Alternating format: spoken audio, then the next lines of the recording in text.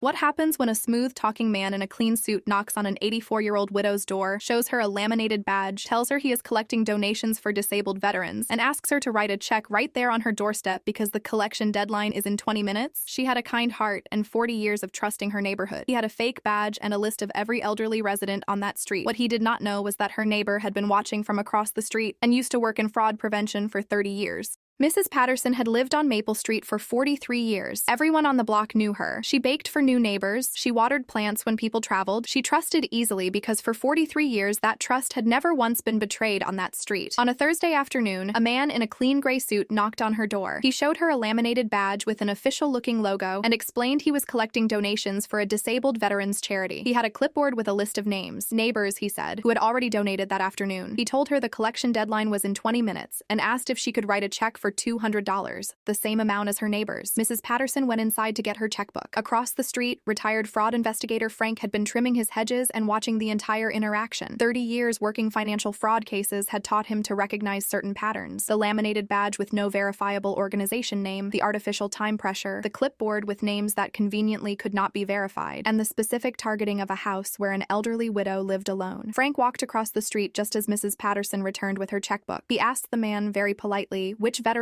organization he represented and asked to see verification of his charitable registration number, which all legitimate charities are legally required to provide upon request. The man's confident expression flickered for just a moment. He said he would need to check his paperwork in his car and walked quickly toward a vehicle parked at the end of the block. He did not come back. Frank had already taken a photo of the vehicle's license plate. He walked Mrs. Patterson through exactly what had happened, explained the common tactics used in these scams, and helped her file a report with local police. The license plate led to a vehicle registered to a man with 3 prior fraud convictions who had been targeting elderly residents in similar neighborhoods across the county for months. He was arrested within 2 weeks. Mrs. Patterson still bakes for new neighbors, but now she also keeps a laminated card by her door with one simple instruction Frank gave her. Always ask for verification, always take your time, and always call someone you trust before writing any check. She says Frank trimmed his hedges at exactly the right moment that day. He says he was just doing what neighbors do. Outro hook. If this story opened your eyes, subscribe right now, share this with an elderly parent or neighbor, comment below what you would have done, and follow so you never miss story 42.